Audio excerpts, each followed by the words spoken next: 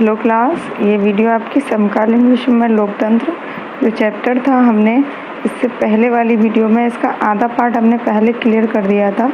अब इसके बाद वाला जो टॉपिक है उसको हम अब क्लियर कर देंगे आपको। तो इसमें हेडिंग दी हुई है 1.2, लोकतंत्र के 3 नक्शे दिए हुए हैं। ऊपर हमने जो कथाएं पढ़ी हैं 20वीं सदी के दुनिया के इतिहास में, वैसी कथाएं भरी पड़ी हैं। लोकतंत्र आने की, लोकतंत्र को मिलने वाली चुनौतियों की, सैनिक तख्तापलटों की, लोकतंत्र बहाल करने के लिए लोगों के संघर्ष की, लोकतंत्र की तरफ जाने और उसके रास्ते में आने वाली परेशानियों में क्या कोई स्पष्ट संकेत या प्रवृत्ति भी दिखाई देती है। तो आइए हमने लोकतंत्र की जिन मूल विशेषताओं का जिक्र पहले किया था, उनके आधार पर दुनिया के विभिन्न देशों में लोकतांत्रिक व्यवस्था की पहचान करें। यहाँ दिए गए नक्शे यही काम करते हैं, जैसे कि इन नक्शों में दिखाया जा रहा है। नीचे दिए गए तीनों नक्शों को गौर से देखिए और यह जानने की कोशिश कीजिए कि 20वीं सदी में जिस तरह से लोकतांत्रिक व्यवस्था का विस्तार और विकास हुआ, उसमें कोई स्पष्ट धारा या प्रवृत्ति दिखाई देती है या नहीं। पहले नक्शे में द्वितीय विश्व युद्ध के थोड़े ही समय बाद तक लोकतांत्रिक शासन व्यवस्था वाले देशों को दर्शाया गया।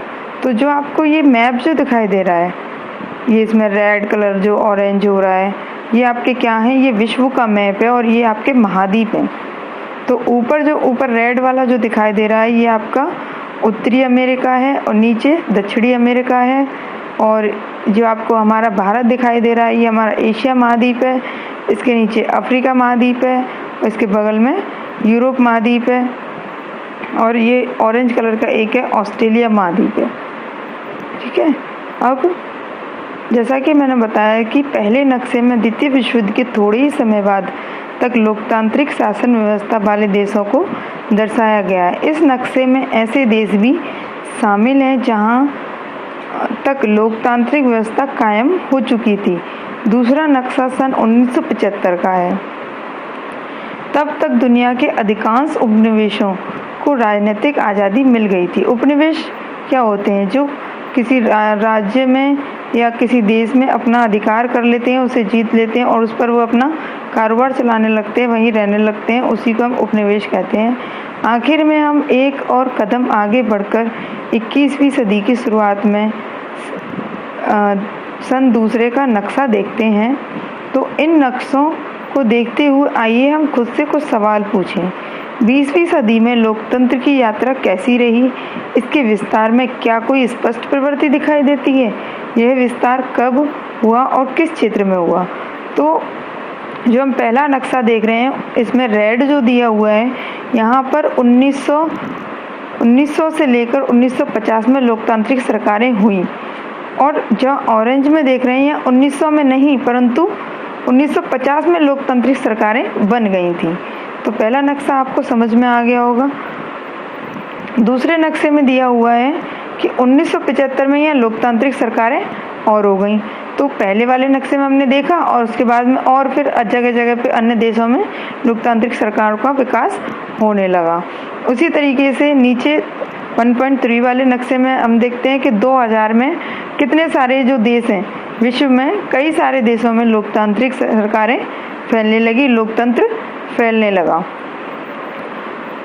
इन नक्शों के लिए ऐतिहासिक आंकड़े मैरीलैंड विश्वविद्यालय के पॉलिटी 4th प्रोजेक्ट से एकत्रित किए गए हैं। ये आंकड़े लोकतंत्र की 3 बुनियादी विशेषताओं, नेताओं को चुनने में लोगों की आज़ादी, कार्यकारी अधिकारों पर नियंत्रण और नागरिक आज़ादी की गारंटी को आधार मानकर इकट्ठा किए गए हैं। हमने यहाँ लोकतंत्र की मौजूदगी के लिए पॉलिटी के धनात्मक स्कोर का उपयोग किया है।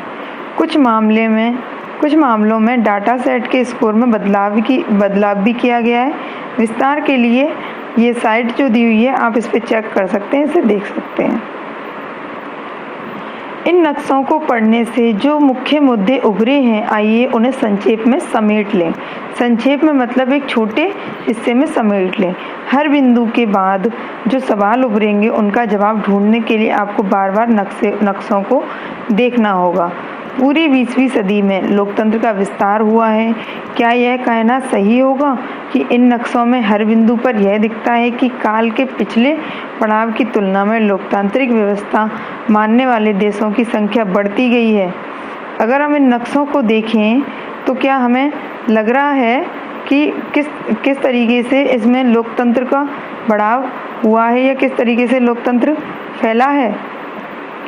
क्या हमें इस चीज़ का पता चलता है इन नक्शों के द्वारा? तो इसी तरीके से जैसे कि हमने पहले नक्शे में देखा कि कुछ देश थे जिनमें लोकतंत्र फैला, फिर दूसरे में हमने देखा कि उससे और किसी अन्य में किसी में कम हुआ, किसी में बढ़ा, कहीं ख़त्म हुआ, कहीं और बढ़ा। लेकिन जब 2000 सन वाले में हमने देखा, 1.3 वाले मैप में देखा, तो वहाँ लोकतंत्र ज़्यादा हिस्से में फैला, ज़्यादा देशों में फैला। लोकतंत्र का विस्तार दुनिया के सभी हिस्सों में एक समान नहीं हुआ है, कहीं कम हुआ है, कहीं पर ज़्यादा हुआ है।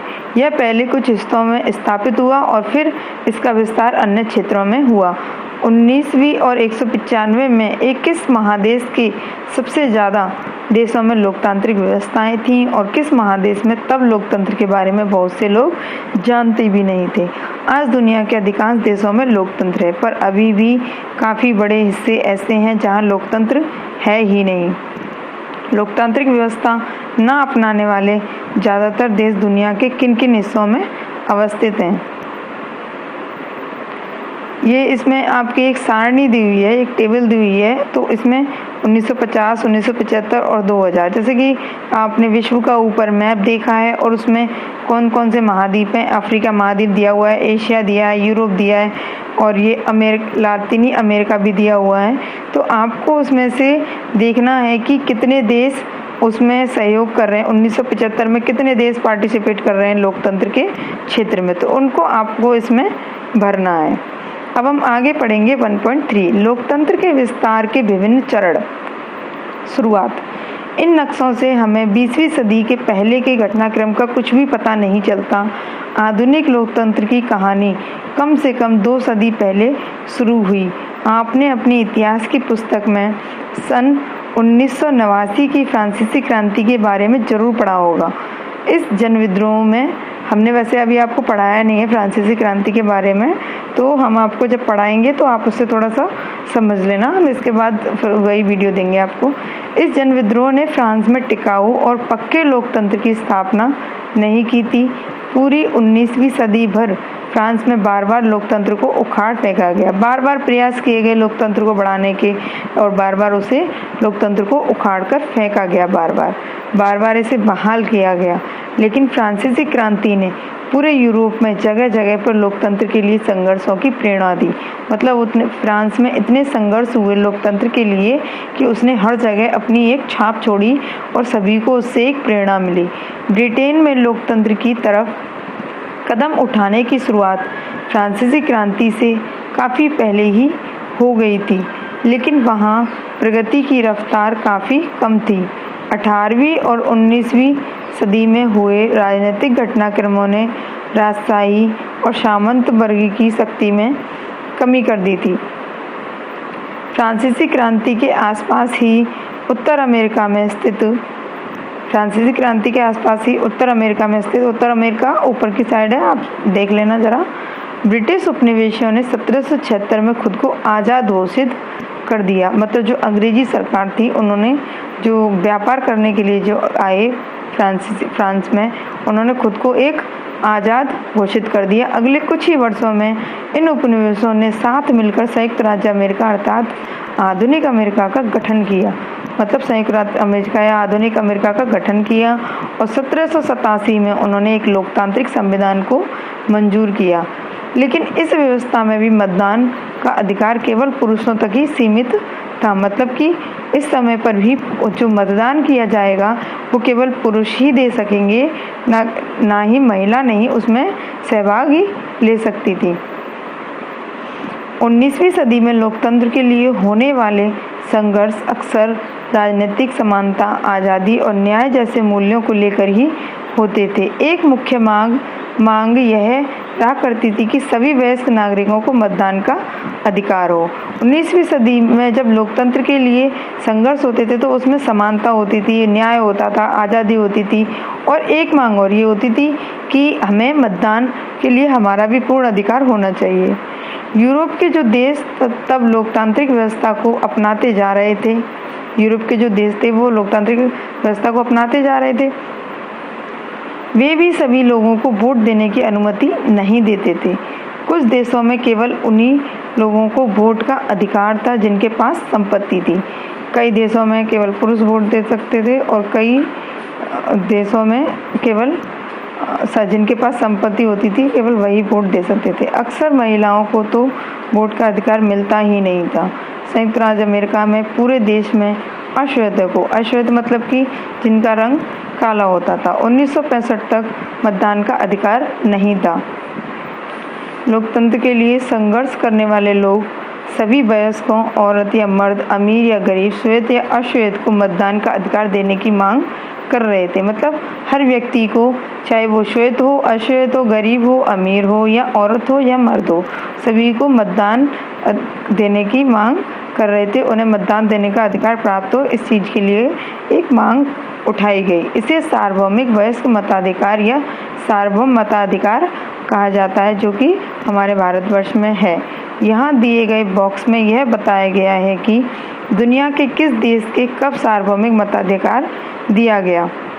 जैसा कि आप देख सकते हैं, सन 1893 में न्यूजीलैंड ही एक अकेला देश था जहाँ के हर वयस्क व्यक्ति को मतदान का अधिकार प्राप्त था। लेकिन अगर आप नक्शे पर गौर करेंगे तो पाएंगे कि 20वीं सदी के शुरू में अनेक दूसरे देशों को भी लोकतांत्रिक बताया गया।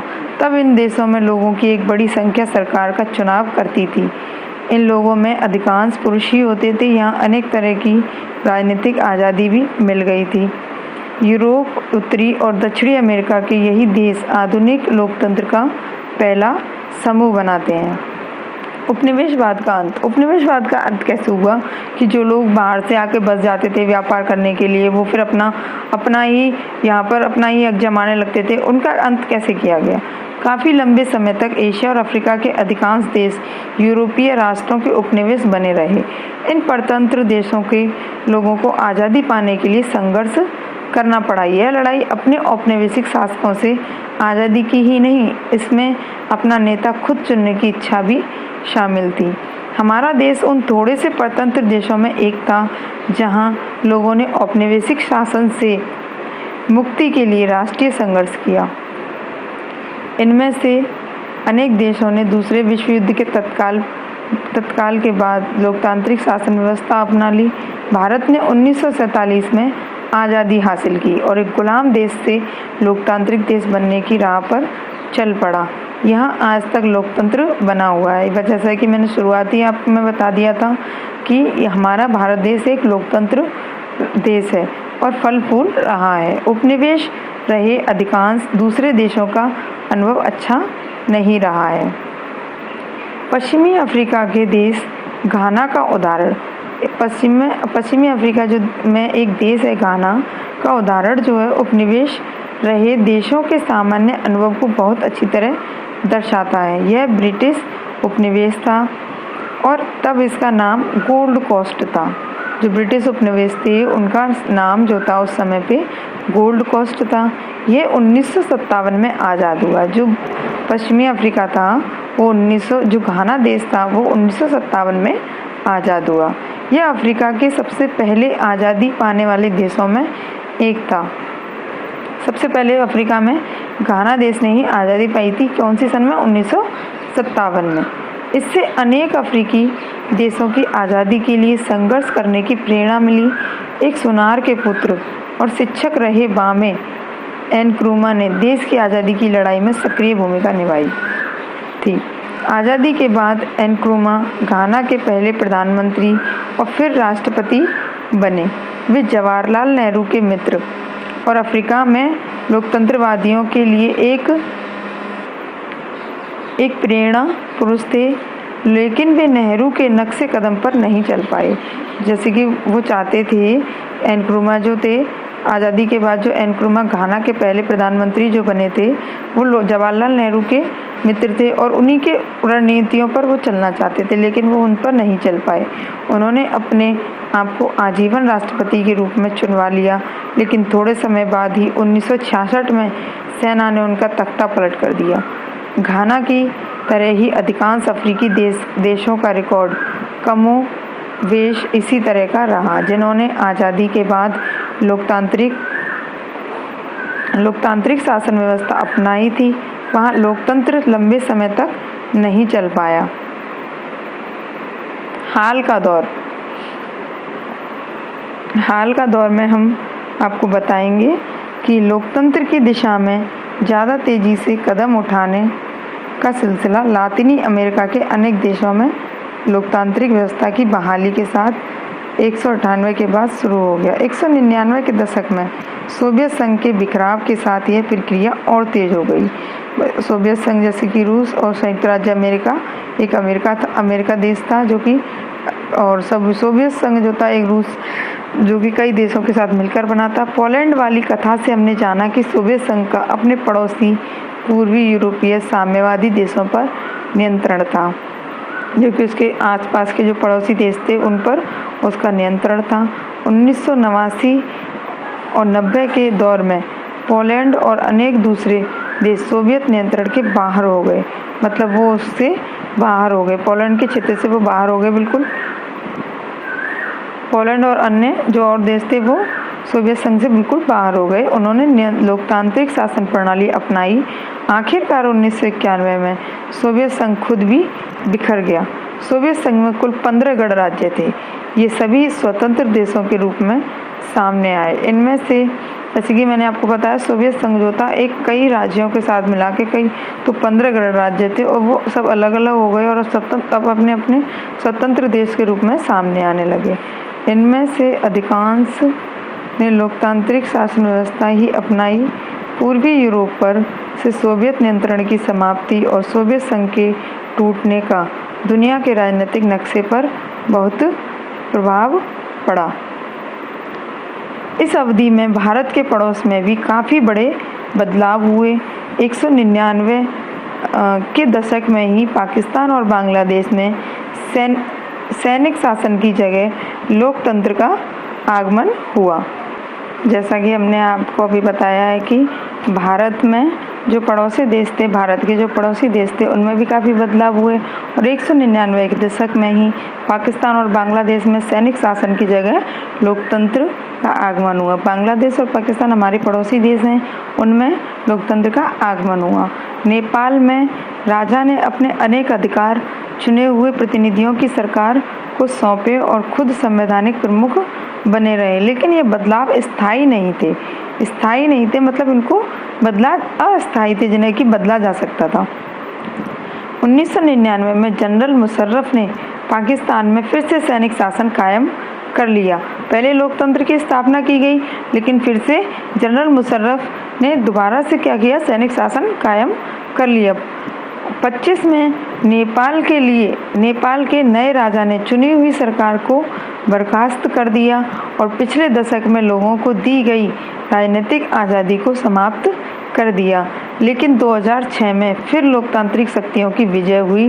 राजा को संसद की बैठक बुलानी पड़ी और संसद ने राजा की शक्तियों को घटाकर उसे सिर्फ नाम मात्र का शासक बना दिया। केवल वह नाम मात्र का शासक बना दिया गया। इस अवधि में नित नए देशों में लोकतांत्रिक व्यवस्था कायम होने या उसकी चाह बढ़ने की प्रवृत्ति ही प्रमुख रही। हर जगह लोकतांत्रिक की मांग थी और इसी व्यवस्था की चाह बढ़ रही थी। यह दौर अभी भी जारी है। सन 1925 तक करीब 14 देशों में बहुदलीय प्रणाली के तहत चुनाव कराए जाते थे। यह संख्या पहले कभी भी इतनी अधिक नहीं रही। पहले लोकतांत्रिक रहे 8 से ज़्यादा देश 198 के बाद से लोकतांत्रिक व्यवस्था की तरफ बढ़े हैं।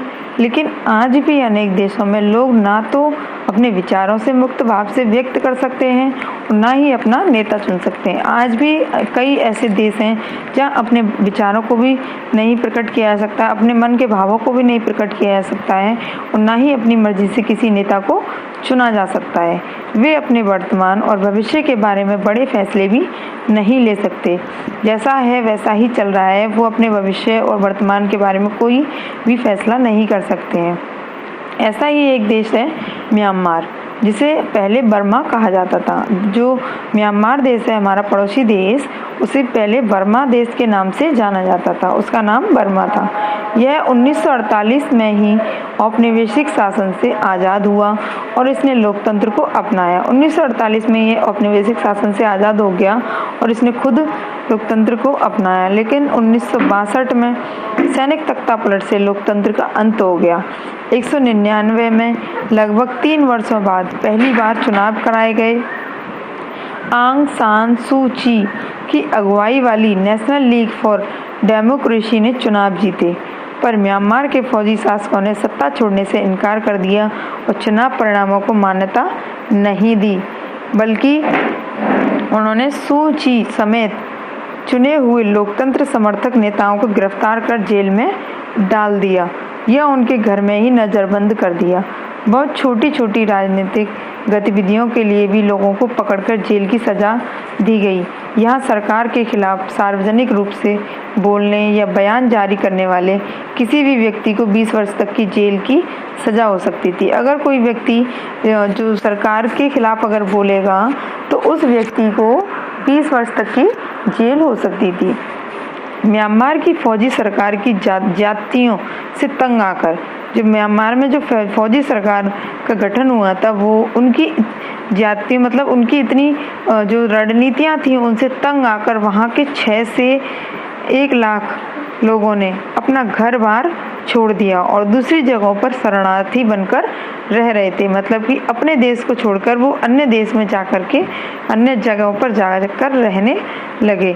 नज़रबंदी की सज़ा झेलने के बावजूद सू ची ने लोकतंत्र के लिए अपना अभियान जारी रखा और उनके अनुसार बर्मा में लोकतंत्र की मुहिम वहाँ के लोगों का विश्व समुदाय के स्वतंत्र और बराबरी के सदस्य के रूप में पूर्ण और सार्थक जीवन जीने का संघर्ष है।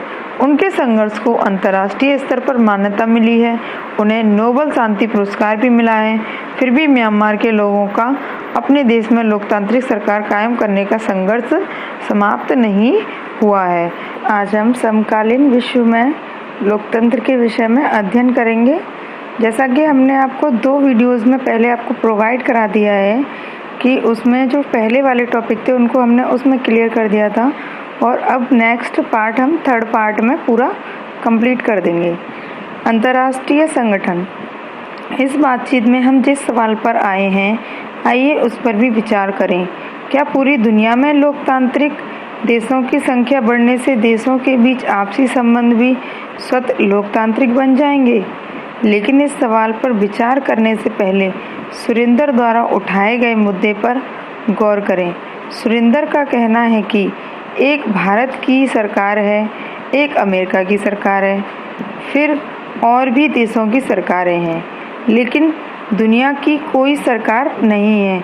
कोई ऐसी सरकार नहीं है जिसके द्वारा बनाए गए कानून दुनिया भर के लोगों पर लागू होते हों। अगर ऐसी कोई सरकार नहीं है, अगर कोई शासक नहीं है, कोई शासित नहीं है, तो हम लोकतंत्र की 2 बुनियादी विशेषताओं को यहाँ कैसे लागू करेंगे? आपको याद होगा कि ये 2 विशेषताएं हैं कि शासकों का चुनाव लोग करेंगे और लोगों को बुनियादी राजनीतिक आज़ादी होगी। हम ये पहले पढ़ चुके थे कि लोगों को जो अपना शासक चुनने की उन्हें आज़ादी होगी और उन्हें जो राजनीतिक बुनियादी ढांचा है उसका राजनीतिक का, उसको भी आज़ादी उनको होगी। सुरेंद्र की शंका सामान्य ढंग से ठीक है, पर हम यह नहीं कह सकते हैं कि यह लोकतंत्र का सवाल नहीं उठता। लेकिन हम यह नहीं कह सकते हैं कि यार लोकतंत्र का सवाल ही नहीं उठाया जा सकता। कोई एक विश्व सरकार नहीं है, पर दुनिया में ऐसी कई संस्थाएं हैं जो आंशिक रूप में ऐसी सरकार के कुछ काम करती है।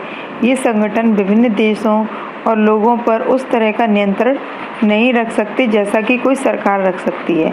जैसे कि ये छोटे छोटे जो संगठन बनाए जाते हैं वो प्रत्येक व्यक्ति पर इतना नियंत्रण नहीं रख सकती जितना कि गवर्नमेंट रखती है। सरकार की बात को लोगों को मानना ही होता है, लेकिन वे ऐसे नियम बनाते हैं जो सरकारों के कामकाज की सीमा तय करते हैं, उनके लिए दिशा निर्देश देते हैं। इन बिंदुओं पर गौर कीजिए। पहला बिंदु है, किसी एक देश की सीमा में न आने वाले समुद्री क्षेत्र के कार्य व्यापार को संचालित करने वाले कायदे कानून कौन बनाता है। जैसे कि एक देश है और उसमें जो समुद्री क्षेत्र है, उस क्षेत्र उसके कार्य व्यापार को संचालित करने के लिए कौन से कायदे कानून बनाए गए हैं और कौन बनाता है। यह सभी देशों को प्रभावित करने वाले पर्यावरण के नुकसान रोकने संबंधी नियम कानून कौन बनाएगा। पर्यावरण को अगर नुकसान पहुंच रहा है तो वहाँ के कानून कौन बनाता है। इन सवालों के बारे में संयुक्त राष्ट्र ने अनेक नियम बनाए हैं जो अधिकांश देशों पर लागू होते हैं। संयुक्त राष्ट्र दुनिया भर के देशों का एक वैश्विक संगठन है। संयुक्त राष्ट्र जो देश है हमारा, वो पूरे वैश्विक संगठन है जो अंतर्राष्ट्रीय कानून, सुरक्षा, आर्थिक निकाय और सामाजिक समता के मामले में परस्पर सहयोग स्थापित करने में मदद करता है। संयुक्त राष्ट्र के महासचिव इसके मुख्य प्रशासनिक अधिकारी हैं। जो संयुक्त राष्ट्र है उसके जो महासचिव हैं वो इसके मुख्य प्रशासनिक अधिकारी हैं। दूसरा पॉइंट है इसमें, जब कोई देश दूसरे देश पर गलत ढंग से हमला करता है तब क्या होता है। संयुक्त राष्ट्र की ही एक संस्था संयुक्त राष्ट्र सुरक्षा परिषद, एक है संयुक्त राष्ट्र संघ और एक है संयुक्त राष्ट्र सुरक्षा परिषद के जिम्मे विभिन्न देशों के बीच शांति और सुरक्षा बनाए रखने की जिम्मेदारी है। यह एक अंतर्राष्ट्रीय शांति दस्ता बनाकर गलती करने वाले के खिलाफ कार्रवाई कर सकती है। थर्ड पॉइंट है इसमें, जब सरकारों को पैसों की ज़रूरत होती है तो उन्हें उधार कौन देता है। यह काम अंतर्राष्ट्रीय मुद्रा कोष करता है। उनको जब गवर्नमेंट को ज़रूरत होती है पैसों की तो उन्हें उधार कौन देता है, अंतर्राष्ट्रीय मुद्रा कोष देता है। विश्व बैंक भी सरकारों को ऋण देता है। विश्व बैंक क्या है, अंतर्राष्ट्रीय मुद्रा कोष बनाया गया, अन्य देशों से मिलकर जो बनाया गया। उधार देने के पहले ये संस्थाएं संबद्ध सरकार से अपना हिसाब किताब दिखाने को कहती हैं और उनकी आर्थिक नीतियों में बदलाव का निर्देश देती हैं। क्या ये निर्णय लोकतांत्रिक हैं? अब हम इसमें पढ़ेंगे कि क्या जो ऊपर निर्णय लिए गए क्या वो लोकतांत्रिक हैं। इस प्रकार हम देखते हैं कि विश्व स्तर पर अनेक ऐसी संस्थाएं हैं जो कुछ ऐसे काम करती हैं जिन्हें कोई भी विश्व सरकार करती है, लेकिन हमें यह जानने की ज़रूरत भी है कि ये संस्थाएं खुद कितनी लोकतांत्रिक हैं। ये दूसरों को लोकतांत्रिक बनाने के लिए प्रेरित कर रही हैं, लेकिन हमें ये भी जानना है कि ये खुद कितनी लोकतांत्रिक हैं। और इस बात को जांचने का सबसे अच्छा पैमाना यह है कि खुद को प्रभावित करने वाले फैसलों में इन संस्थाओं के सदस्य देशों को किस हद तक स्वतंत्र और बराबर की भागीदारी मिलती है। इस परिप्रेक्ष्य में कुछ वैश्विक संस्थाओं के संगठन और कामकाज पर नज़र डालनी चाहिए। संयुक्त राष्ट्र के सभी 193 सदस्य देश, तो संयुक्त राष्ट्र जो एक संगठन है उसमें कितने सदस्य शामिल हैं, 193 सदस्य देश 1 सितंबर 2012 की स्थिति को संयुक्त राष्ट्र महासभा में एक वोट मिला हुआ है। संयुक्त राष्ट्र महासभा की बैठक सदस्य देश के प्रतिनिधियों द्वारा चुने गए अध्यक्ष की अगुवाई में हर साल चलती है। प्रत्येक वर्ष प्रतिनिधियों को चुना जाता है और अध्यक्षों की अगुवाई चलती है। महासभा का स्वरूप काफ़ी कुछ संसद की तरह है। जो ये राष्ट्र परिषद है, सुरक्षा परिषद है, इनका जो कार्यकाल होता है या एक तरीके से देखा जाए तो ये कुछ से किससे तुलना की जा सकती है, इनकी संसद से की जा सकती है, जिसमें सभी तरह की चर्चाएं होती हैं। इस हिसाब से संयुक्त राष्ट्र बहुत ही लोकतांत्रिक संगठन लगेगा, लेकिन विभिन्न देशों के बीच टकराव की स्थिति में महासभा कोई कार्य नहीं कर सकती है। महासभा कोई भी कार्य नहीं करेगी जब किसी भी देश में आपस में टकराव हो रहा है। तो संयुक्त राष्ट्र की सुरक्षा परिषद ऐसे महत्वपूर्ण फैसले लेती है। इसके कुल 15 सदस्य होते हैं। संयुक्त राष्ट्र संघ का एक भाग है जिसे सुरक्षा परिषद कहते हैं, और उसके कुल सदस्य 15 सदस्य हैं। परिषद के 5 स्थायी सदस्य हैं, अमेरिका, रूस, ब्रिटेन, फ्रांस, चीन। बाकी 10 सदस्यों का चुनाव आम सभा 2 वर्षों के लिए करती है, पर असली ताकत 5 स्थायी सदस्यों के हाथ में ही होती है। स्थायी सदस्य ही खासकर अमेरिका, संयुक्त राष्ट्र के कामकाज पर होने वाले खर्च का ज़्यादातर भाग वहन करते हैं। इन स्थायी सदस्यों को वीटो अधिकार मिला हुआ है। वीटो पावर का मतलब है इनको एक ऐसा अधिकार दिया जाता है कि वो शक्ति का कोई और यूज़ नहीं कर सकता है। अगर कोई भी स्थायी सदस्य देश इस अधिकार का प्रयोग करता है तो सुरक्षा परिषद उसकी मर्जी के खिलाफ फैसला नहीं कर सकती है। उसे सुरक्षा परिषद को वीटो पावर जिसको मिली हुई है, वहाँ से उसे उनकी सलाह लेनी होगी, स्थायी सदस्यों से उसकी सलाह लेनी होगी, तभी वो किसी का फैसला कर सकती है। इसी के चलते संयुक्त राष्ट्र को ज़्यादा लोकतांत्रिक बनाने की मांग करने वाले लोगों और देशों की संख्या बढ़ती जा रही है। अंतर्राष्ट्रीय मुद्रा कोष दुनिया के किसी भी देश को उधार और ऋण देने वाली सबसे बड़ी संस्था है, पर इसके लिए सभी 188 सदस्य देश, इसके लिए कितने देश हैं? 188 सदस्य देश 1 सितंबर 2012 की स्थिति को समान मताधिकार प्राप्त नहीं है। हर देश इस कोष में जितने धन का योगदान करता है, उसी अनुपात में उसको वोट का वजन भी तय होता है। मुद्रा कोष के 52% से अधिक वोटों पर सिर्फ 10 देशों जैसे America, Japan, Germany, France, Britain, चीन, इटली, सऊदी अरब, कनाडा और रूस का अधिकार है। बाकी 178 सदस्य इस अंतर्राष्ट्रीय संगठन के फैसलों को ज़्यादा प्रभावित करने की स्थिति में नहीं है। ये केवल जो देश हैं ये संयुक्त राष्ट्र संघ की उसमें फेवर में रहते हैं, और 178 सदस्य अंतर्राष्ट्रीय संगठन के फैसलों से ज़्यादा प्रभावित नहीं होते हैं। विश्व बैंक में भी वोटिंग की ऐसी ही प्रणाली है। विश्व बैंक का अध्यक्ष हमेशा कोई अमेरिकी नागरिक ही रहा है, जिसका मनोनयन अमेरिकी वित्त मंत्री करते हैं। क्या बताया अभी हमने आपको? विश्व बैंक में जो वोटिंग होती है उसमें विश्व बैंक का जो अध्यक्ष होता है वो हमेशा अमेरिका का ही नागरिक बनाया जाता है, और जिसका मनोनयन कौन करता है, जिसका चुनाव कौन करता है? अमेरिकी वित्त मंत्री करते हैं। फैसले लेने के इन तरीकों की तुलना उन लोकतांत्रिक तरीकों से करें जिनकी चर्चा हम इस अध्याय में करते रहे हैं। जरा सोचिए, आप उस देश के बारे में क्या कहेंगे जहाँ कुछ लोगों के लिए सरकार में मंत्री का पद स्थायी रूप से बना रहे और जिन्हें पूरे संसद द्वारा लिए गए फैसले को भी रोकने का अधिकार हो। या फिर आप उस संसद के बारे में क्या कहेंगे जहाँ कि सिर्फ 5% सदस्य ही बहुमत की राय को पलट देने या रोक देने में सक्षम हो। क्या आप इनको लोकतांत्रिक कहेंगे? जी नहीं। राष्ट्रीय सरकारों के लोकतांत्रिक होने न होने के लिए हम जिस सरल कसौटी का प्रयोग करते हैं, अधिकांश वैश्विक संस्थाएं उस पर खरी नहीं उतरती हैं। अगर वैश्विक संस्थाएं लोकतांत्रिक नहीं है तो क्या कम पहले की तुलना में ज़्यादा लोकतांत्रिक हो रही हैं? इस बात के भी कोई बहुत उत्साहवर्धक संकेत नहीं दिखते हैं। दरअसल विभिन्न राष्ट्र तो पहले की तुलना में ज़्यादा लोकतांत्रिक हो रहे हैं, परंतु अंतर्राष्ट्रीय संगठनों के लोकतांत्रिक चरित्र में कमी आती जा रही है। 20 साल पहले दुनिया में 2 महाशक्तियाँ थीं, अमेरिका और सोवियत संघ, अमेरिका और रूस। इन 2 महाशक्तियों और उनके पीछे रहने वाले देशों के समूह की प्रतिद्वंदिता और टकराव से इन सभी वैश्विक संगठनों का शक्ति संतुलन ज़्यादा बेहतर रहा करता था। सोवियत संघ के पतन के बाद अमेरिका दुनिया की एकमात्र महाशक्ति लगता है। सोवियत संघ का जब पतन हो गया, पहले 2 ही महाशक्तियाँ थी, रूस और अमेरिका, और जब सोवियत संघ का पतन हो गया तो केवल एकमात्र शक्ति रह गई अमेरिका। यह अमेरिकी प्रभुत्व अंतर्राष्ट्रीय संस्थाओं के कामकाज को प्रभावित करता है, अंतर्राष्ट्रीय जो कार्य होते हैं उनको प्रभावित करता है। यह कहने का एक ऐसा अर्थ नहीं निकालना चाहिए कि वैश्विक लोकतंत्र की जरूरत नहीं है या इस दिशा में कोई भी प्रगति ही नहीं हो रही है।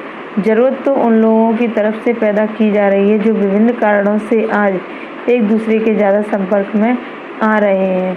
पिछले कुछ वर्षों में विभिन्न देशों के लोग अपनी सरकारों की मदद के बिना एक दूसरे के ज़्यादा संपर्क में आए हैं। बिना मतलब अपनी सरकारों की मदद के एक दूसरे के ज़्यादा संपर्क में आने लगे हैं।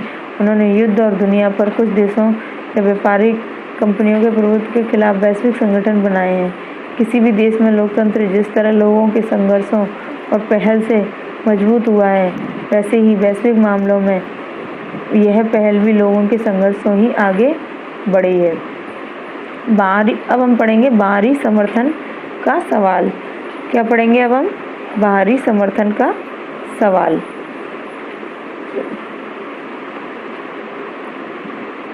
पृष्ठ 19 तथा 20 पर दिए गए दोनों कार्टूनों को गौर से देखिए। ये कार्टून वैश्विक लोकतंत्र के बारे में एक मौलिक सवाल उठाते हैं। हाल में दुनिया के ताकतवर देशों, खास तौर से अमेरिका ने शेष दुनिया में लोकतंत्र को बढ़ाने का जिम्मा खुद संभाल लिया है। उनका कहना है कि सिर्फ लोकतांत्रिक मूल्यों के प्रचार से काम नहीं चलेगा। लोकतांत्रिक देशों को उन देशों में लोकतंत्र स्थापित करने के लिए सीधी दखल देनी चाहिए जहां लोकतंत्र नहीं है। कुछ मामलों में तो ताकतवर देशों ने गैर लोकतांत्रिक देशों पर सशस्त्र हमला भी किया है जहां पर लोकतंत्र नहीं है, और जो ताकतवर देश हैं उन्होंने अलोकतांत्रिक देशों पर सशस्त्र हमला किया है, मतलब कि उन्होंने शस्त्रों के साथ हमला किया है। सुष्मिता यही बात कर रही थी। आइए देखें कि इराक में क्या हुआ। इराक पश्चिमी एशिया का एक देश है। इराक कहाँ का देश है? एक पश्चिमी एशिया का एक देश है। 1932 में यह ब्रिटिश गुलामी से आज़ाद हुआ। 3 दशक बाद यहाँ फौज ने कई सरकारों का तख्ता पलटा और 1967 में यह अरब सोशलिस्ट बाथ पार्टी, अरबी शब्द बाथ का मतलब होता है पुनर्जागरण, का शासन था। बाथ पार्टी के नेता सद्दाम हुसैन ने 1968 के तख्ता पलट में महत्वपूर्ण भूमिका निभाई थी और उसी से यह पार्टी सत्ता में आई। इस सरकार ने पारंपरिक इस्लामी कानूनों को हटाया और औरतों को अनेक ऐसे अधिकार दिए जो अन्य पश्चिमी एशियाई देशों में कहीं नहीं दिए गए। इराक में इस्लामी कानूनों को हटाया गया और औरतों को कुछ ऐसे अधिकार दिए गए जो कि कहीं भी नहीं दिए गए थे। 1989 में राष्ट्रपति बनने के बाद से सद्दाम हुसैन ने अपनी तानाशाही चलाई और अपने शासन का विरोध करने वालों का सख्ती से दमन किया। मतलब कि सद्दाम जो राष्ट्रपति बने थे वहाँ के, और उसने जो अपनी रणनीतियाँ चलाई उसके खिलाफ अगर कोई विरोध करता तो उसके लिए सख्ती के साथ में उसका दमन कर दिया जाता। मतलब उसको वहीं की वहीं उस मामले को ख़त्म कर दिया जाता था। अपने अनेक राजनीतिक विरोधियों की हत्या और जातीय अल्पसंख्यक समुदाय के लोगों का नरसंहार कराने के लिए वे कुख्यात हुए। मतलब कि अपने खुद के समुदाय के लोगों को भी उन्होंने मार दिया गया। उनको मतलब एक तरीके से वहाँ पे बहुत ज़्यादा तरीके से मनुष्य को मारा गया और इसी को नरसंहार कहा गया। काटमार होना। अमेरिका और ब्रिटेन आदि उसके सहयोगी देशों ने आरोप लगाया कि इराक के पास कुछ गुप्त परमाणु हथियार और जनसंहार के हथियार हैं और इनसे दुनिया को बहुत खतरा है। लेकिन जब संयुक्त राष्ट्र ने जांचने के लिए अपनी विशेषज्ञ टीम इराक भेजी तो उस टीम को ऐसे कोई हथियार नहीं मिले। ये खबर मिली थी कि उनके पास में हथियार हैं, परंतु वहाँ पर जब टीम भेजी गई तो वहाँ पर हथियार नहीं मिले। फिर भी 23 में अमेरिका और उसके साथी देशों ने इराक पर हमला किया, उस पर कब्जा कर लिया और सद्दाम हुसैन को सत्ता से हटा दिया। अमेरिका ने अपनी पसंद की अंतरिम सरकार बनवा ली। इराक के खिलाफ युद्ध को सुरक्षा परिषद ने भी मंजूरी नहीं दी थी। संयुक्त राष्ट्र महासचिव कोफी अन्नान ने कहा कि इराक के खिलाफ अमेरिकी युद्ध गैर कानूनी है। इराक का उदाहरण कई मूलभूत प्रश्न उठाता है जिन पर हमने सोचने की ज़रूरत है। पहला पॉइंट है, क्या हम लोकतंत्र को बढ़ावा देने का सही तरीका है? क्या किसी देश में लोकतंत्र की स्थापना करने के लिए किसी लोकतांत्रिक देश को उस देश पर हमला कर देना चाहिए? क्या बाहरी सहायता पर मामलों में मददगार साबित होती है या वह केवल तभी कारगर होती है जब किसी देश के लोग अपने यहाँ के समाज को लोकतांत्रिक बनाने के संघर्ष में लगे हों? अगर बाहरी दखल से किसी देश में लोकतंत्र कायम भी हो जाता है तो क्या वह टिकाऊ होगा? क्या इसे अपने नागरिकों का समर्थन प्राप्त होगा? कोई बाहरी शक्ति लोकतंत्र काम कर दे, क्या यह विचार लोकतंत्र की बुनियादी भावना के एकदम उलट नहीं है? इस अध्याय में सीखी गई बातों की रोशनी में इन सवालों पर विचार कीजिए। ये जो सवाल दिए हुए हैं, अब अपने आप को पूरा चैप्टर 3 पार्ट में कंप्लीट कर दिया है। तो अब इन सवालों के आप जवाब देंगे और कुछ जो शब्द हैं जिन्हें हम डिफ़िकल्ट वर्ड या कठिन शब्द कहते हैं, उनके अर्थ यहाँ पर लिखे हुए हैं, इन्हें आप अच्छे से समझ लेना और इसमें जो एक्सरसाइज दी हुई है उन क्वेश्चनों को आप सॉल्व करने का प्रयास करें। ये आपका चैप्टर कंप्लीट हो गया है। Thank you.